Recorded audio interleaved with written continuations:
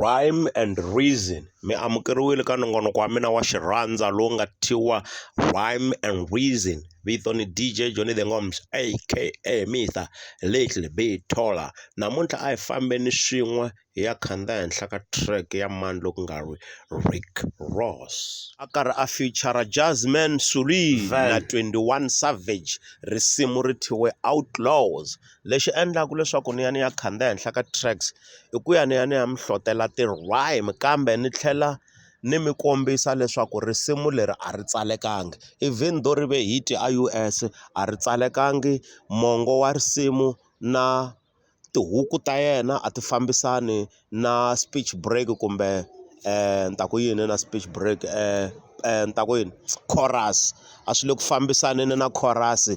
Chorus yi na xitori xa yona ivi tihuku na ti-verse swi va na switori swa xona. Lero bad lyrical content kusuka ka Rick Ross kambe hi mhaka i dumile i nqambi ya xiyimo xa le henhla ti-mistake leti vanhu a va zangi va va na nkarhi wo lava ku ti xopaxopa. Mina ni la ku ya ni ya mi xopaxopela tona. A hi fambeni swin'we ni ya mi tlangela risimu ivi loko ni heta ni mi xopaxopela swihoxo leswi swi nga kona ka track leyiwa Outlaws Rick Ross.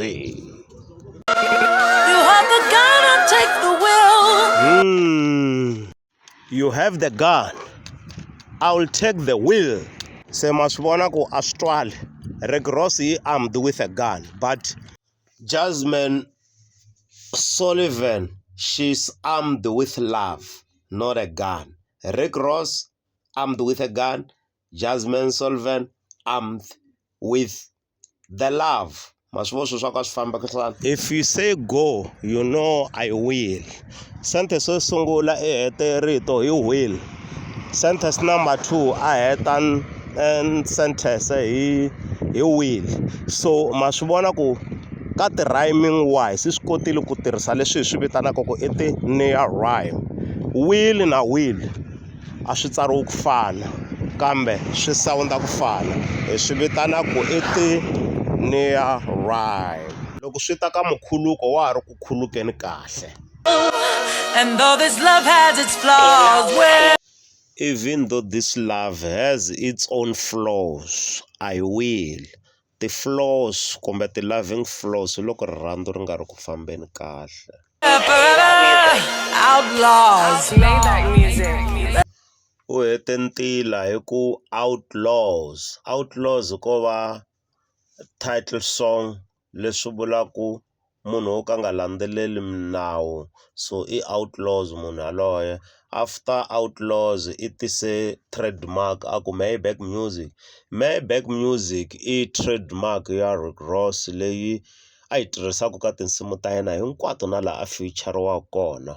Rito leri mi ri twaka ra n'wansati ri nge Maybach music i rito leri ri nga yisa Rick Ross a khoto a claim leswaku Rick Ross a n'wi hakela timiliyoni to hlaya endzhaku ka loko a tirhise rito ra yena kambe a n'wi hakela kan'we a nga n'wi nyiki ti-royalties. N'wansati yalo i hete a wine court case laha Rick Ross a nga hakela a tlhe a kuma mpfumelelo kumbe trademark yo tirhisa rito leri forever ka tinsimu ta yena hinkwato Maybach music.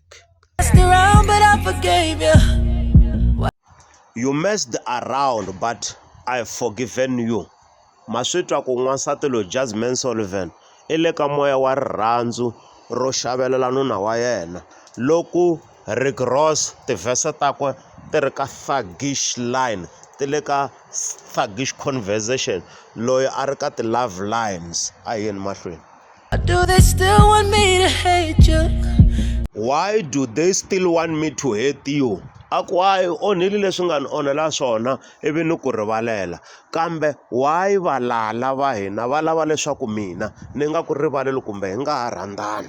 Ma swi twa ku n'wansati loyi i le ka moya wa rirhandzu, moya wo rivalela boyfriend ya yena laha yi nga n'wi onhela kona. Mi ta swi twa loko ya ka ti-paragraph ta Rick Ross ku a swi fambelani helo na ku rivalelana yo vulavula swa yena swa vuthuggish. 'Cause if I'm choosing to forget it, because I'm choosing to forget it, mara vanhu va ni fostela ku ni nga ku rivaleli. why can't they just mind their business? 'Cause I'm stuck. Why can't they manage their business? Cause I can't stop. Stuck like glue, 'cause I can't. Cause we have stuck like the glue, and I cannot stop. I can't stop loving you. And I cannot stop loving. Ni ta pfuka ni nga hambananga na wena hi mhaka ku mina ku rhandza hi wena wo ku nga ni rhandziwa. Se a hi yeni ka paragraph leyikulu ya Rick Ross a hi rindzerile mi ya twa ku leswi Rick Ross a nga ku swi yimbeleleni kumbe leswi a swi repaku a swi fambelani na passage kumbe verse ya Jasmine Sullivan. A hi fambeni ya yingisela rap ya Rick Ross. I wanna see my dogs on the mountaintops. I wanna see my dogs at mountain tops. Maswoka Australia. Jasmine Sullivan a vulavula hi marito ma rirhandzu. Twanani loko Rick Ross a hlamula. I just wanna see my dogs on the mountain tops. Ni lava ku vona vanghana va mina va ri malembelembeni ya vutomi kumbe ya ku humelela lokunene. I just wanna see my dogs on the mountain top. Them niggas only ballin' when they albums drop. Them and bailing where their album drops. Maswito anga vulavula rirhandzu I vulavula hi ku dropiwa ka album. I got a line of cars rapping around the block. I got a line of cars rapping around the block. Mavola otonga ina timovha to tala a jarata ra yena. Se mi ta swi twisisa ku ka paragraph liya ya Jasmine Sullivan a vulavula hi rirhandzu loyi I tongisa rifumo ra yena ina timovha to tala a jarateni ra yena. They living better than these rappers rapping around the clock. And living better than these rappers around the clock. La o thoma la ela o kombeta ku hi ku rapa lifestyle ya yena cincile I better than tikheti letin'wana ta le US maybe around the globe. Is the boss. I built a golf course and a car porch. I have built a golf course and a car Porsche. La otonga la loko wo za I va na mutu kumbe ndhawu leyi nga na golf course na car Porsche I fume ngopfu I xitsutsu hi leswi a ringeta ku vula swona la ku o thoma la I kombisa rifumo ra yena hi ku tirhisa mintila ya hip hop. Since everybody asking where your car's going. U ri vunyingi bya vanhu va vutisa ku timovha ta wena ti ya kwini I la ku endlani hi tona ti tele so. Since everybody is asking me where your car's going, so ina timovha to tala ti ta ti jarata. I thoma hi ku va na swilo timovha to durha. Mozzarella now it's only tall cheddar. A ya mahlweni a ku mozzarella now it's only tall cheddar. Mozzarella I swakudya. Tall cheddar kumbe cheddar I movie ya tifilimi leti ti tsakelaka ngopfu hi tindumulo a USA. Most dope boys been a pallbearer. A ya mahlweni a ku most dope boys been Paul Bearer. Munhu rhanga ni hlamusela rito kumbe vito na xivongo Paul Bearer. Paul Bearer I khale ka mutlangi wa wrestling sweswi I retireile mara a dume ngopfu ku fana na va John Cena a USA. So la mo ni hlamusela ntila I ri ntila lo most dope boys been a Paul Bearer. Like I la kombisa ku vanhu vo fana na yena va nga na vuswikoti byo rapa mi nga va fananisa na mutlangi wa wrestling Paul Bearer kumbe John Cena a hi yini mahlweni. Package the product, then you pick it up back in Bahamas. Talk. A ya mahlweni a ku package the product, then you pick it up back in Bahamas. Maswito a nge se vulavula hi rirhandzu ku fana na Jasmine Sullivan le ka paragraph ya chorus kambe I ri package the product then you pick it up back to the Bahamas. Ti package swi fana loko munhu a ka xavisa ti drugs a ku hayi hi xavisa ti drugs ivi hi ya lava hi va xaviselaka va ta va ti koleka kwini a xidorobanikulu xa le Bahamas. Counting them dollars, how I touch it, come off as a profit. Aya amahlweni aku talking about them dollars, how I touch it come off as a profit. La u ta swi twisisa ku loko u xavise ti-drugs ku fanele ku va na profit, se i hlamusela hi leswi va endlisaka swona ti-profit ivi a tlhela a hlaya mali. How I touch it come off as a profit, kumbe mo ni tlhela ni sungula kahle, talking them dollars, how I touch it come off as a profit. Maswo a nge se vulavula rirhandzu la, i vulavula hi swilo leswi ni nge swi outlaws, swi tlhela swi va thuggish. You leave your pistol home, then you're on your own. Aya mahlweni aku if you leave your pistol home, you are on your own. Aku loko wo za e ya koleka mali ya ti-drugs or ya xavisa ti-drugs i ri ya xibamu, you are on your own. Swi tivi ku i nghozi ya wena. So masivoko a nga vulavuli rirhandzu, mara Jasmine Sullivan le ka chorus i yimbelele rirhandzu.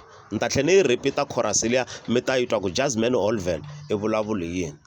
Cause little one when it's on, they gon' do you wrong. Cause little one nodding off that fantail. See you nodding off on that fentanyl. See now you are a fan. I vula ku wa n'wi tsakela hi tlhelo ra drug dealing kumbe hi tlhelo ra music hi ku he is the boss. If you're not a boss, boy, don't get involved. Aya mahlweni aku if you know you are not the boss, don't get involved. Messed around, but I forgave you. Sweswi a hi yeni ya analyzer ti-end rhyme ta risimu leri hi ku mongo ni mi nikile a wu nga twala. A hi yeni ka ti-end rhyme. Line wo sungula wu ri I wanna see my dogs on top of the mountain, on mountain top. I heterito hi top. A hi yeni ka ntila wa number 2. Them and bailing when the album drops.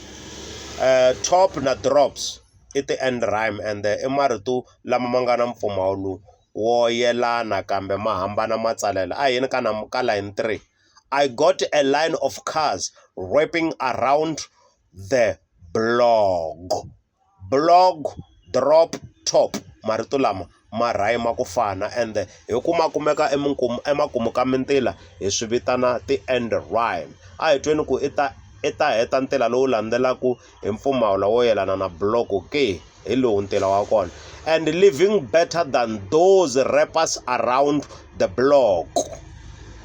Block and clock swa fana. Ane iri I'm living better than these rappers around the clock. Le a heta hi block sweswi heta clock mpfumawulo wa twala i ti-end rhyme swi sweswo. Swi tlhela swi va ka ti-near rhyme cause block na clock swo hambana hi xirhangi B na xirhangi C, so swilo sweswo hinkwaswo swi le ka mpfumawulo wa near rhyme. Swi tlhela swi va ti-end rhyme hi ku swi le makumu ka mintila. A hi yeni ka ntila lowu landzelaku wa vumune. I built the golf course and the car Porsche. U heterito hi Porsche. A hi yeni ya twale mahlweni. Since everybody asking where this car going, la ku ve na change of rhyme a nga rhymanga. A ya mahlweni aku Mozalera, now it's a tall killer a nga rhymanga na la. Most dope boys been Paul Bearer. Chida na Bera swi rhyme ku fana swa yelana i ti-near rhyme. Package the product, then you pick it up back to Bahamas. A hi yeni ya twa ku ta swi kota ku vuyisa rito ra mpfumawulo wo yelana na Bahamas. Talking them dollars, how I touch it come off as a profit. Ku hava rhyme laya a nga swi kotangi ku maintaina rhyme. You leave a pistol home, then you are on your own. Profit na own a swi fambelani, so a nga swi kotangi ku maintaina rhyme. Cause little one nodding off that fantail. If you are not a boss, don't get involved. Akubangi na ti rhyme. Se hetile hi ntila wo, hetile hi paragraph yo sungula. A hi yeni ka paragraph 2 hi ya swi sementa leswi ni vulavulaka hi swona ku leswi swi vulavulaka hi Jasmine Sullivan na leswi swi repaku hi Rick Ross a swi fambelani a swi like Rick Ross i vulavula hi vugevenga i braga hi ku va na timovha i braga hi ti-drugs and everything loko Jasmine Sullivan aka a vulavula hi rirhandzu aka a hi pendela xifaniso xa n'wanuna loyi a va lava ku tshikana hikuva n'wanuna nga ri ku hanyeni kahle ivi Jasmine Sullivan a n'wi rivalela hi leswi swi nga swona ka chorus mara loko Rick Ross a repa mahungu mo hambana na leswi hi swi twaku ka chorus a hi yeni ka paragraph 2 ya Rick Ross mi ya swi twaku himpela Rick Ross la lyrical content yi n'wi bili ko va ku hina hi rhandza Rick Ross a hi n'wi judge hi ri this track yi biwile yi kahle yi twala kahle mara lyrical content hi nga ri ku n'wi judgeni hi nga ri ku analyzeni ku xana ku na mongo a xikarhi ka swona ke a hi yeni ka paragraph 2 ya Rick Ross. They calling it pandemic when it's really life. They call it a pandemic when it's really a life. Masvokwana ku nga vulavula ku rhandzu o vulavula hi pandemic na life. The only way to separate the men and mice.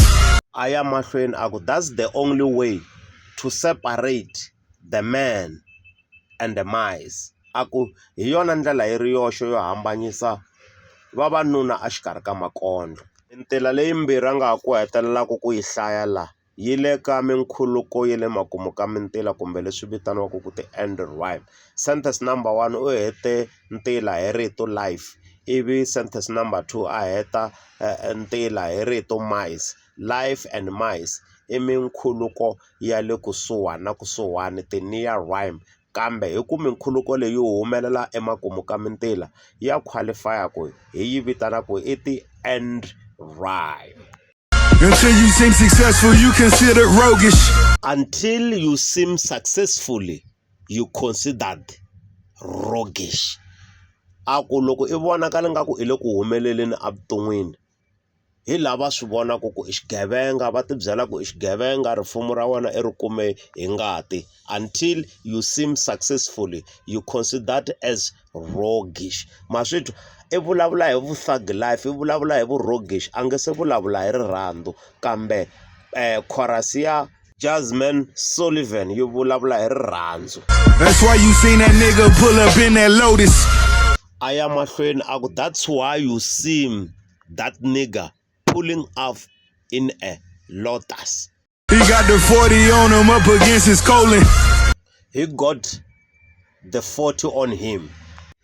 Aya emahlweni aku standing in the club and know my nigga rolling cause we got all the pebbles and my people are saving. So irisimu ra Rick Ross leri ni nge a ri na mongo loko mi yingisela chorus leyi nga ku yimbeleleni hi Jasmine Sullivan na tihuku na hinkwaswo tibazi leti nga ku yimbeleleni hi 21 Savage na Rick Ross a swi fambelani na rirhandzu leri Jasmine Sullivan a ri kombelaku a ri mahlweni hambi sweswi ri nga rirhandzu leri nga na ti-flowish. So ti-lyrics leri kumbe risimu hinkwaro a ri tsalekangi a ri khomani risimu leriwani hi leswi a ni lava ku mi xopaxopela swona mara loko swi ta ka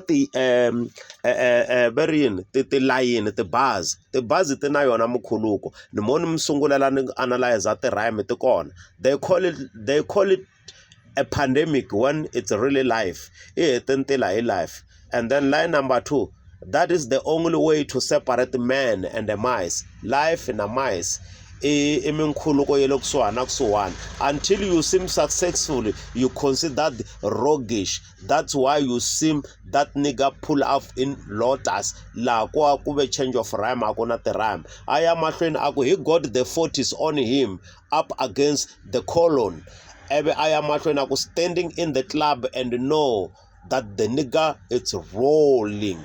We got all the purpose and my people saving. Kamentela leyi nharhu ni nga heti yona a ku ri hava minkhuluko kambe risimu rona hi roxe ra ba ri sasekile hi leswi a ni lava ku mi analyzela swona. Risimu leri loko ri ku a ku ri composition a ri ta va ri ri hanhloko na ncila, thicara a ta tsandzeka ku correcta a kuma mongo lowunene, hikuva leswi swi nga ku yimbeleriweni la a swi fambelani helo. Ntila wun'wana na wun'wana a wu hlamuli ntila lowu landzelaka, ntila wo sungula a wu hlamuli ntila lowu landzelaka, ntsumbu kumbe verse a yi hlamulani na chorus. Ni mi vekele swona kahle. Mi nga tlhela mi ya yingisela risimu hi roxe mi kha mi xopaxopa leswi a ndzi kha ni mi byela swona. Mina a ni ri Ngomane wa Madlayisani aka the international mega the radio smasher. Ni khandziya henhla ka risimu ra Rick Ross aka a fambisana na Jasmine Sullivan na 21 Savage va ku Outlaws. Standing in the club, but know them niggas rolling. We all got a purpose and my people serving. All got some working in them, speaking murders. Still be counting funds until my fingers.